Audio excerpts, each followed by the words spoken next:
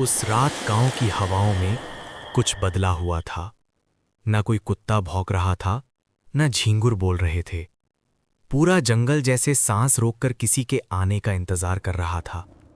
तभी धप धप धप भारी कदमों की आवाज आई। गांव के बाहर वाले कच्चे रास्ते पर पीली धुंध के बीच एक परछाई उभरी।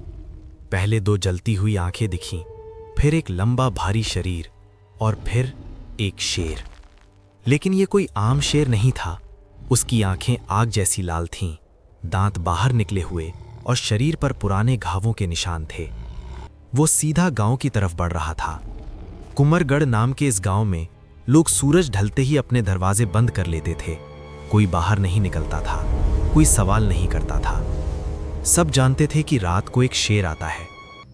रवि, जो शहर से पढ़ाई करके पहली बार गांव लौटा था, इन बातों पर यकीन नहीं करता था। उसे सब अफवाह लगता था। लेकिन उसकी दादी की आंखों में डर साफ दिखाई देता था। उस रात करीब 2:47 पर रवि की नींद खुल गई। बाहर से फिर वही आवाज आई, थप थप। वो खिड़की के पास गया। गली में वही शेर चल रहा था, लेकिन उसके पंजे जमीन पर नहीं पड़ रहे थे। वो हवा में तैरता हुआ चल रहा था। अचानक शेर रुक गया और एक घर की तरफ देखने लगा। अगले ही पल उस घर का दरवाजा अपने आप खुल गया और शेर अंदर चला गया। सुबह उस घर में एक आदमी मरा हुआ मिला।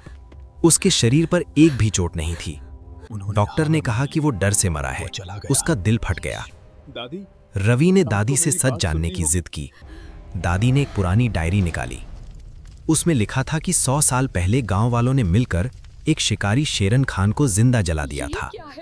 मरते वक्त उसने शाप दिया था कि वो हर रात लौटेगा और गांव वालों की रूहें खाएगा। दादी ने बताया कि वो अब इंसान नहीं रहा, वो शापित शेर बन चुका है। उसी रात रवि ने उसे खुद देखने का फैसला किया। वो कैमरा लेकर बाहर निकला। ठीक 3 बजे शेर फिर आया। रवि ने उसकी आंखों में देखा और वहां उसे इंसान का चेहरा दिखा। शेर रुका। उसने मुंह खोला और शेर की आवाज नहीं, इंसान की आवाज निकली, रवि, अब तू भी नहीं बचेगा।